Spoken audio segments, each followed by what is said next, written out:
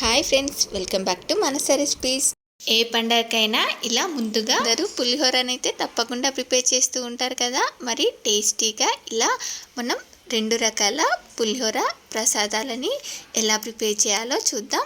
వీడియోని స్కిప్ చేయకుండా చివరి వరకు చూసేయండి. మరి మొదటిగా టెంపుల్ స్టైల్లో చాలా టేస్టీగా ఎలా ప్రిపేర్ చేయాలో చూద్దాం. చూడండి, ఇది రంగు రుచి రెండు కూడా టెంపుల్ స్టైల్లోనే చాలా రుచిగా ఉంటుంది. దీన్ని మీరు కూడా ఒకసారి ఇలా తప్పకుండా ట్రై చేయండి. మరి మీకు కూడా ఇది ఇలా పర్ఫెక్ట్గా రావాలంటే వీడియోని స్కిప్ చేయకుండా చివరి వరకు చూడండి. మరి లేట్ చేయకుండా చాలా టేస్టీగా ఇలా టెంపుల్ స్టైల్ పులిహోరని ఎలా ప్రిపేర్ చేయాలో చూద్దాం.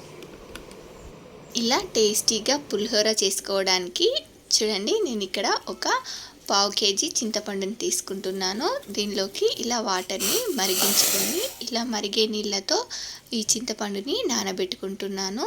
ఇలా చింతపండుని నీళ్ళని వేడి చేసుకొని నానబెట్టుకోవడం వల్ల మనకు చింతపండు త్వరగా నానుతుంది. మనకు పులిహోర కూడా తొందరగా పాడవకుండా ఉంటుంది. ఇది నానేలోపు మరో పక్కన ఇలా ఒక కడాయిలోకి 1 టీ స్పూన్ మిరియాలు, 1/2 టీ స్పూన్ మెంతులు, 1 టేబుల్ స్పూన్ జీలకర్ర, 1 టేబుల్ స్పూన్ ధనియాలు, అలాగే 1 టేబుల్ స్పూన్ పచ్చిశనగపప్పు వేసుకొని అన్నింటిని కూడా ఇలా కొంచెం వేయించుకున్న తర్వాత ఇప్పుడు దీనిలోకి ఇలా ఒక 10-15 ఎండుమిర్చిని వేసుకొని వీటిని ఇలా మనకు ఈ పప్పులన్నీ కూడా ఇలా మంచిగా దోరగా అయ్యేంత వరకు ఫ్రై చేసుకోవాలి. చూడండి, వీటిని ఇలా దోరగా ఫ్రై చేసుకున్న తర్వాత ఇప్పుడు లాస్ట్లో దీనిలోకి 1 టేబుల్ స్పూన్ ఆవాలు, అలాగే 2 టేబుల్ స్పూన్ల నువ్వులను వేసుకొని వీటిని ఇలా జస్ట్ 1 నిమిషం పాటు ఫ్రై చేసుకుంటే సరిపోతుంది. చూడండి, ఇవి కొంచెం ఇలా చిటపట్లాడగానే స్టవ్ ఆపేసి వీటిని చల్లారనివ్వండి. చూడండి, ఇవి ఇలా చల్లారిన తర్వాత వీటిని ఇలా మిక్సీ జార్లో వేసుకొని ఇలా గ్రైండ్ చేసి రెడీగా పక్కన పెట్టేసుకోండి.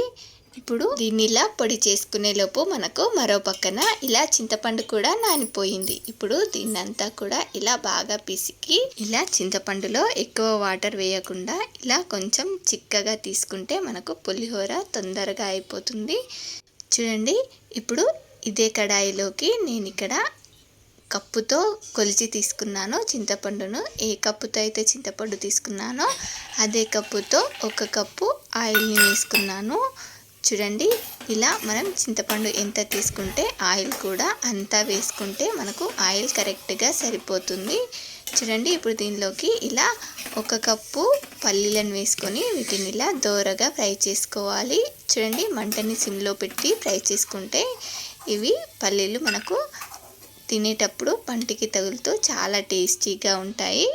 ఇలా ఇదే ఆయిల్లో మళ్ళీ 1 టేబుల్ స్పూన్ ఆవాలు, టేబుల్ స్పూన్ జీలకర్ర, ఒక 3-4 టేబుల్ స్పూన్ల పచ్చిశనగపప్పు, 4-5 ఎండుమిర్చి వేసుకొని వీటిని ఈ తాలింపుని ఎర్రగా అయ్యేంత వరకు వేపుకోవాలి.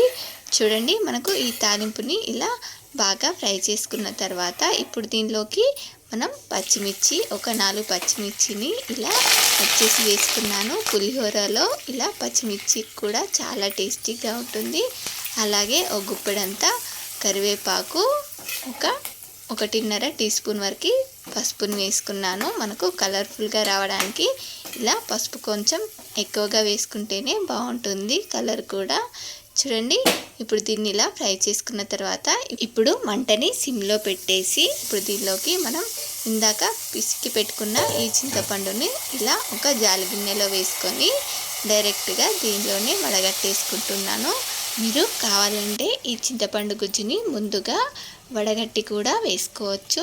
చూడండి, ఇలా ఈ చింతపండు గుజ్జునంతా వడగట్టుకున్న తర్వాత దీన్ని ఇలా మళ్ళీ ఒకసారి గిన్నెలో వేసుకుని ఇలా కొంచెం వాటర్ని యాడ్ చేసుకొని ఈ చింతపండు గుజ్జుని తీసుకోవాలి. చూడండి, ఇప్పుడు దీన్ని ఇలా మళ్ళీ ఫిల్టర్ చేసుకోవాలి. చూడండి, ఈ చింతపండు గుజ్జునంతా కూడా ఇలా ఫిల్టర్ చేసుకున్న తర్వాత చూడండి, మనకు ఇలా కొంచెం పిప్పి మిగిలింది. చూసారు కదా, ఇలా ఈజీగా మనం చింతపండు గుజ్జుని తీసుకోవచ్చు.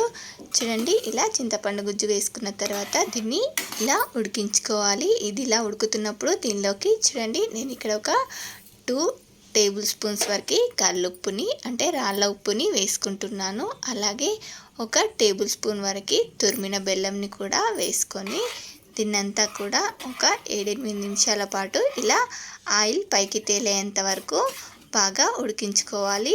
చూడండి, ఇది ఇలా ఉడికిన తర్వాత దీని నుండి ఇలా ఆయిల్ పైన పేరుకుంటుంది.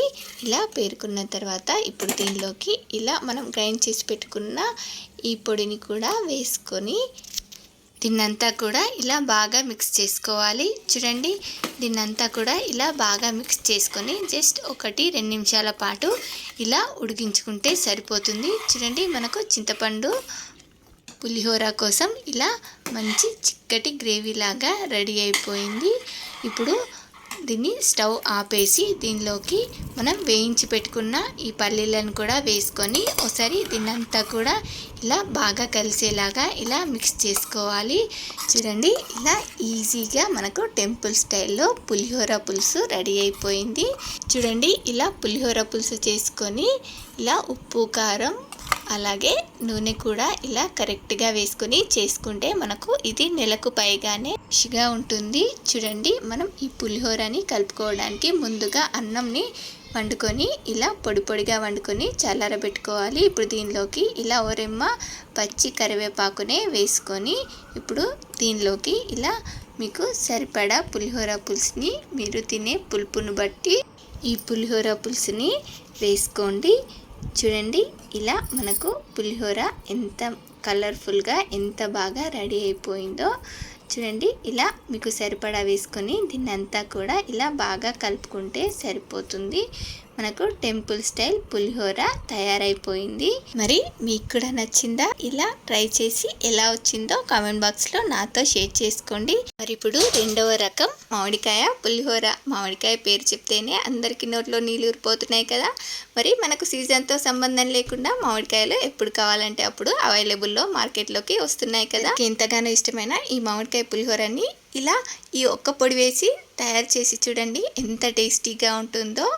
ఇది రుచి మాత్రం మామూలుగా ఉండదు, చాలా టేస్టీగా ఉంటుంది. దీన్ని ఎలా చేయాలో ఎప్పుడు వేయాలో చూపిస్తాను. వీడియోని స్కిప్ చేయకుండా చివరి వరకు చూడండి. మరి ఏ పండగకైనా ఈజీగా టేస్టీగా ఇలా మామిడికాయ పులిహోరని ప్రిపేర్ చేసుకోవచ్చు. ఇలా ఒక్కసారి ట్రై చేసి చూడండి, ఎంత బాగుంటుందో. మరి మీకు కూడా ఇది ఇలా పర్ఫెక్ట్గా రావాలంటే వీడియోని స్కిప్ చేయకుండా చివరి వరకు చూడండి.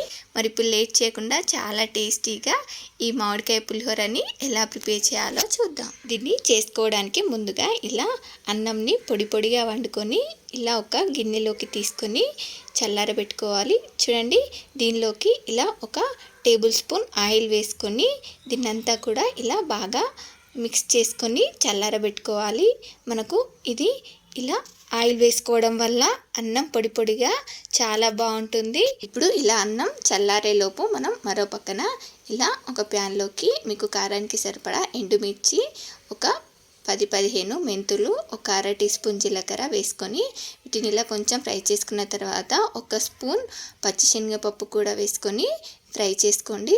చూడండి, ఇప్పుడు ఇది పచ్చిశనగపప్పు ఫ్రై అయిన తర్వాత 1 టీ స్పూన్ ఆవాలను కూడా వేసుకొని కొంచెం చిటపటలాడిన తర్వాత ఒక 2 స్పూన్ల నువ్వులను కూడా వేసుకొని ఇవి చూడండి జస్ట్ 1 నిమిషం ఫ్రై చేసుకుంటే చాలు, ఇలా చిటపటలాడతాయి. ఇప్పుడు స్టవ్ ఆఫ్ చేసేసి వీటిని చల్లారనివ్వండి. ఇవి ఇలా చల్లారిన తర్వాత మిక్సీ జార్లో వేసుకొని వీటిని జస్ట్ ఒక 2 పల్సెస్ ఇచ్చారంటే మనకు ఇవి ఇలా కొంచెం ఫోర్స్గా గ్రైండ్ అవుతాయి. మరీ సన్నగా కాకుండా ఇలా కొంచెం ఫోర్స్గా గ్రైండ్ చేసుకుంటేనే బాగుంటుంది. చూడండి, ఇప్పుడు ఇలా ఇదే ప్యాన్లోకి ఒక 3 టేబుల్ స్పూన్స్ ఆయిల్ వేసుకొని దీనిలోకి ఇలా ఆవాలు, జీలకర్ర, పచ్చిశనగపప్పు, ఎండుమిర్చి, పల్లీలు కూడా వేసుకొని వీటిని ఇలా మంచి గోల్డెన్ షేడ్లోకి వచ్చే వరకు ఫ్రై చేసుకున్న తర్వాత ఒక 5-6 పచ్చిమిర్చిని ఇలా పొడుగా చీల్చుకొని వేసుకొని ఓరెమ్మ కరివేపాకు కూడా వేసుకొని ఫ్రై చేసుకొని కొంచెం పసుపు వేసుకొని దీన్నంతా కూడా ఒకసారి ఇలా బాగా కలిపేసి ఇప్పుడు దీనిలోకి మనం ఇలా తురిమి పెట్టుకున్న 1.5 కప్పు వరకు మామిడికాయ తురుముని యాడ్ చేసుకొని దీన్ని మరీ ఎక్కువగా కాకుండా ఒక 2 మినిట్స్ ఇలా ఆయిల్లో ఫ్రై చేసుకోవాలి. చూడండి, మనకు ఇది కలర్ఫుల్గా ఎంత బాగుందో కదా. ఇప్పుడు దీనిలోకి మీరు టేస్ట్కి సరిపడా సాల్ట్ని యాడ్ చేసుకొని దీనిలోకి మెయిన్ ఇంగ్రీడియంట్ ఇలా మనం పొడి చేసుకున్న ఈ పొడిని యాడ్ చేసుకొని జస్ట్ 1 నిమిషం పాటు ఫ్రై చేసుకొని లాస్ట్లో కొంచెం కొత్తిమీరని వేసుకొని మరొక నిమిషం ఫ్రై చేసుకొని స్టవ్ ఆపేయడమే. చూడండి మనకు ఎంత కలర్ఫుల్గా చాలా టేస్టీగా ఈ మామిడికాయ పులిహోరకి ఇది రెడీ అయిపోయింది. చూసారు కదా, ఇలా మనం ముందుగా అన్నం వండుకొని రెడీగా పెట్టుకుంటే మామిడికాయని జస్ట్ ఒక 2 మినిట్స్లో తురుముకొని ఇలా 5 to 10 మినిట్స్లో మనం మామిడికాయ పులిహోరని రెడీ చేసేసుకోవచ్చు. చాలా టేస్టీగా ఉంటుంది.